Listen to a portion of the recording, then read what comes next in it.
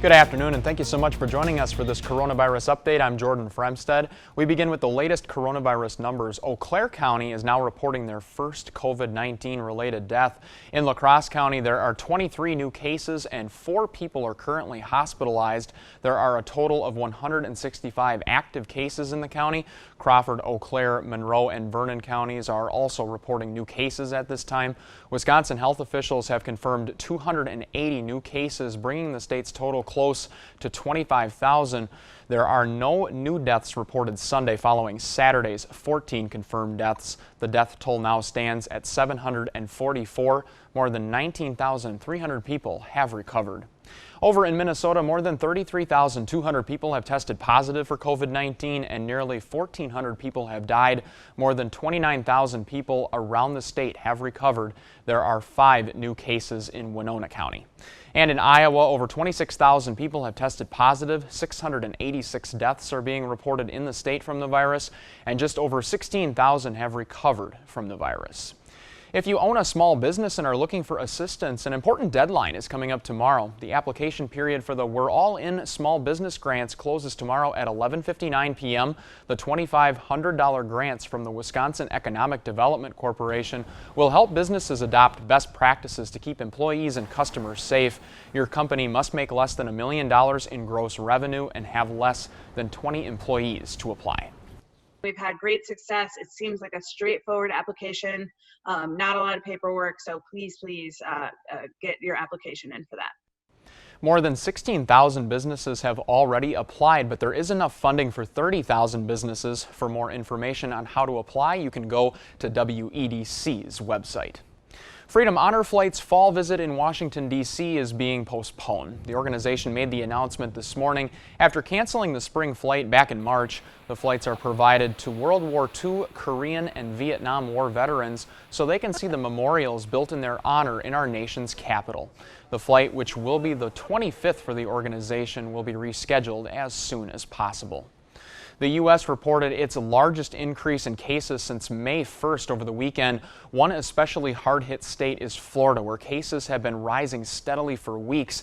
That's where the president plans to deliver his acceptance speech during the Republican National Convention in August. Manuel Bajorquez is in Miami.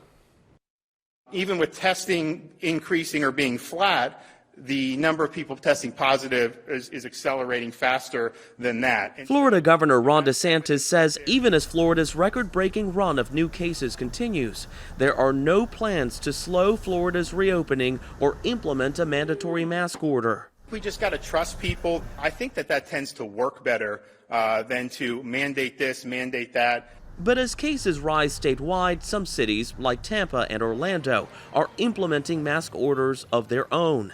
The rise in cases caused Major League Baseball to close all training camps in Florida and Arizona for deep cleaning. And in Tampa, players on both the professional football and hockey teams tested positive within the last week, forcing team facilities to close for disinfecting. We opened too quickly. Our urgency to open from phase 1 to phase 2 was fueled by, again, the economy. Dr. Marcia Katz is the chief medical officer at the University of Central Florida Health. She says COVID-related hospitalizations are up across the Orlando area, and even though young people account for much of the rise in cases, their ability to spread the virus is still a threat to public health. Do you anticipate that in 2 weeks, given the number of new cases that we're seeing, hospitals will definitely see more patients? Yes, I anticipate that. Florida is one of at least 7 states where the 7-day average of positive tests is over 10%. Well above the World Health Organization's recommended 5% for reopenings. Former FDA Commissioner Scott Gottlieb said on Face the Nation Sunday that getting outbreaks under control without new lockdown orders will be challenging. We can do case-based interventions, the tracking and the tracing of sick people to get people isolated. We can go towards universal masking, something that's been controversial in some of these states, but there's not much else you can do.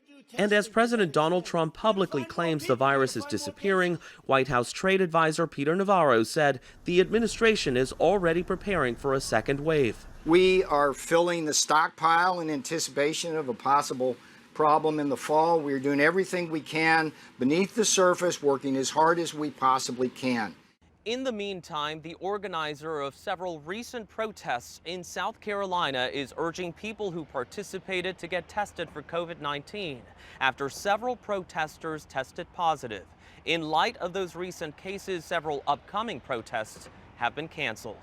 Manuel Bojorquez, CBS News, Miami.